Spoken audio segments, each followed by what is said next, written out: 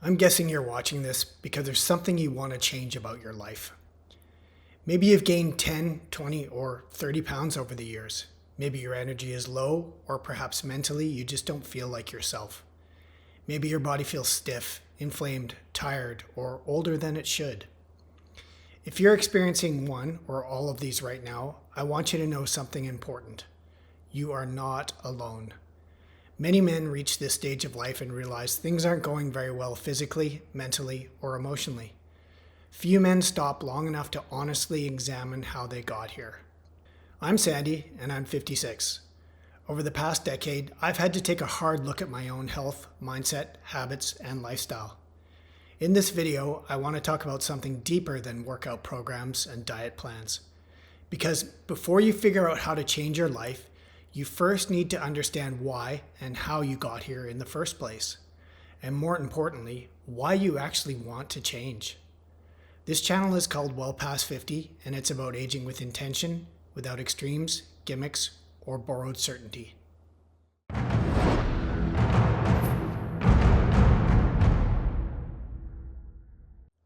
One of the biggest mistakes people make when they're trying to improve their health is to jump immediately into solutions.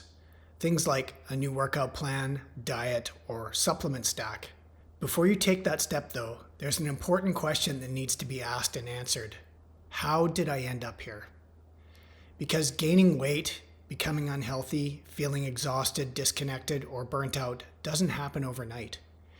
It's typically a slow process.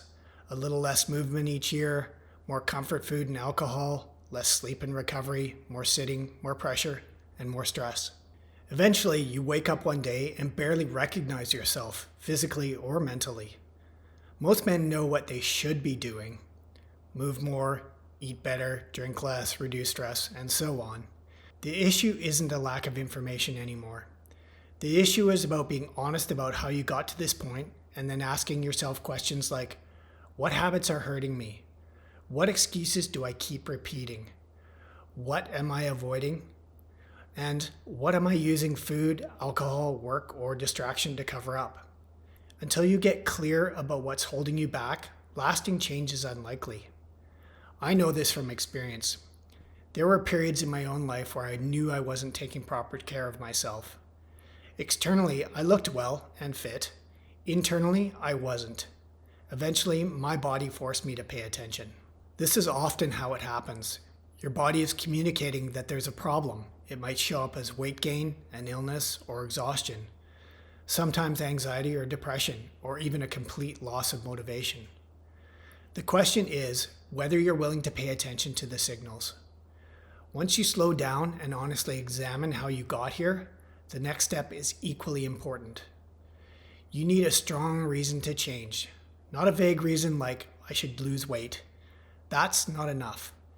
You need to dig deeper because motivation and willpower fade and discipline fluctuates. You need a meaningful reason that keeps you moving when things get hard. So ask yourself, why do I actually want to get healthier? Is it because you want your confidence and self-respect back? You want to avoid illness? You want to be present for your family? You want to age with strength and independence instead of decline? Only you can determine your reasons for change, and those reasons matter a lot. If your why is weak, you'll quit the second things become inconvenient. And let's be honest, change is inconvenient. For real and lasting change, there's no way around it. You're going to have to embrace change. You're going to have to change routines, habits, and priorities, and in some cases, possibly even parts of your identity. This takes effort. But once your reason becomes clear enough, the effort starts feeling worth it. Then, and only then, do you move into the how. How do I lose the weight? How do I build strength? How do I create healthier routines and stay consistent? That's the practical side. The practical side is usually the easier part because there are proven principles that work. Strength training, walking, better sleep and nutrition, stress management, and more. You do not need perfection or extremes. You need a methodical, sustainable approach you can actually live with. That's the part I can help with. What I can't give you is your reason.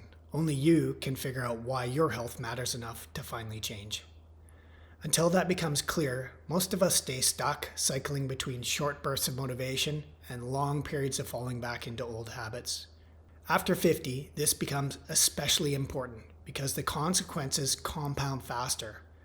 At this stage, your habits either build resilience or accelerate decline. That said, it's not too late to change. You can still rebuild your health, lose weight, get stronger, and improve your mental health. But it starts with honesty, then purpose, then action, in that order. If you're serious about changing your life, don't start by asking, what's the perfect program? Start by asking yourself the harder questions like, why have I stopped taking proper care of myself? What's really holding me back from making the changes I know I need to make? Sit with these questions. Be honest, because your answer may change everything. And in some cases, your life might even depend on it. If you need some extra guidance, I have a downloadable form on my Substack that walks you through the self-reflection process. There's a link in the show notes. I'll leave you with this quote: "Nothing changes if nothing changes." If you want more conversations about fitness, nutrition, mental health, and recovery for men over 50, you're welcome to subscribe. Thanks for being here.